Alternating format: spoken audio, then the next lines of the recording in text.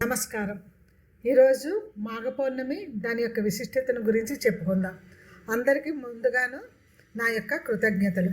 నా వీడియోలను చూసి నన్ను ప్రోత్సహించి సబ్స్క్రైబ్ చేసినందుకు అందరికీ పేరు పేరున కృతజ్ఞతలు చెప్పుకుంటున్నాను. అయితే ఈ మాఘ పౌర్ణమి గురించి మొట్టమొదటిగా బ్రహ్మవైవర్త పురాణములోనే చెప్పబడింది. ఈరోజు విష్ణుమూర్తి గంగా నదిలో నివసిస్తాడని హిందువుల నమ్మకం. అందుకే ఈరోజు గంగలో స్నానం చేయడానికి చాలామంది వెళతారు. అదేవిధంగా త్రివేణి సంగమంలో స్నానం చేయడానికి కూడా వెళ్తూ ఉంటారు. అయితే మాఘమాసము స్నానానికి చాలా ఇంపార్టెన్స్ ఇవ్వబడింది. మాఘ పౌర్ణమి నాడు సముద్ర స్నానం విశేషం. తిథుల్లో ఏ పౌర్ణమైనా సంపూర్ణంగా దైవశక్తులు కలిగి ఉంటుంది. అన్ని పౌర్ణములు పుణ్యతిథే. అయితే తిథి నాడు ఇష్టదేవతారాధన, ధ్యాన తపాది అనుష్ఠానాలు మొదలైనవి మంచి ఫలితాన్ని ఇస్తాయి. అయితే ఈ మాఘ పౌర్ణమి రోజు సూర్యోదయానికి ముందే సముద్ర స్నానం చేయడము చాలా మంచిది. అయితే మనకి 12 పౌర్ణములు ఉన్నాయి.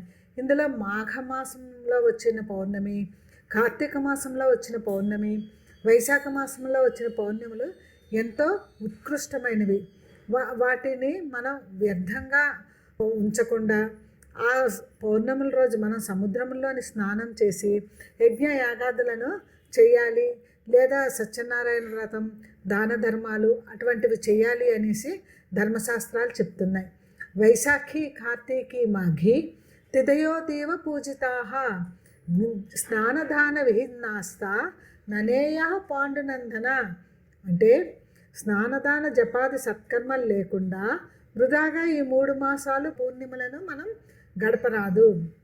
అలాగే ఈ మాఘ పౌర్ణమిని అలభ్య యోగము అనేసి కూడా అంటారు. అంటే ఈ రోజున మనం ఏ నియమాన్ని పాటించినా అది పెద్ద యోగం అవుతుంది. అలాంటిది అంత తొందరగా మనకి లభ్యము కాదు. అంతేకాకుండా కొన్ని శ్లోకాలు ఉన్నాయి. మనం స్నానం చేసినప్పుడు వీటిని పఠించవలసిన శ్లోకాలు.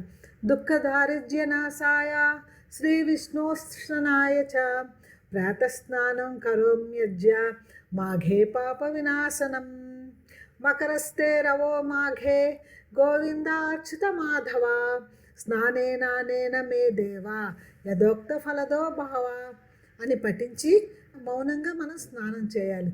అంటే దుఃఖములు, దారిద్ర్యము నశించుట, పాపము క్షయమగుటకు శ్రీ విష్ణు ప్రీతి పూర్వకంగా ఈ పవిత్ర మాఘస్నానం మనం చేయుచున్నాను అనేసి.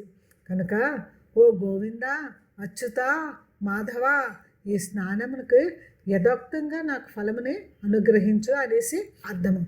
నదీనాం సాగరో గతి అన్నారు. అంటే నదులన్నీ కలిపి సాగరాన్న అంటే సముద్రంలోనే చేరుతాయి. అందుకే సముద్ర స్నానానికి ప్రత్యేకత ఉంది.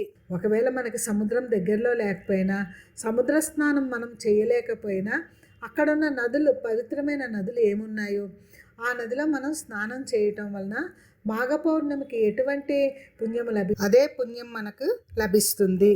ఆ తర్వాత సవిత్రే ప్రసవితే చ పరంధామ జలే మమాం త్వత్తేజస పరిభష్టం పాపం యాటు సహస్రధా అని సూర్యునికి ఆజ్ఞప్రదానం చెయ్యాలి. అంటే ఓ పరంజ్యోతి స్వరూపుడా, నీ తేజస్సే నా పాపములు సర్వం వేయి తునాతునకములే ఈ జలములందు పడి నశించుగాక అని అర్థం. ఈ విధంగా మాఘస్నానం చేసిన తర్వాత పితృతర్పణాది నిత్యకర్మలు పూర్తి చేసుకొని ఇష్టదైవాన్ని ఆరాధించాలి. ఆ తర్వాత దాన ధర్మములు చేయాలి. ఈ మాఘమాసము నుంచి అంటే రథసప్తమి నుంచి ఎండలు ఎక్కువగా పెరుగుతాయి కాబట్టి గొడుగు, పాదరక్షలు అటువంటివి దానం చేయటం వలన మనకి మహాపుణ్యఫలము లభిస్తుంది. అంతేకాకుండా వస్త్రములు, దుప్పట్లు, తైలము, నెయ్యి, తిలపూర్ణ ఘటము, బంగారము, అన్నము మొదలైనవి కూడా దానము చేస్తే మహా పుణ్యఫలము లభిస్తుంది. ఈ మాఘమాసము శివకేశవులిద్దరికీ ఎంతో ప్రీతికరమైనది.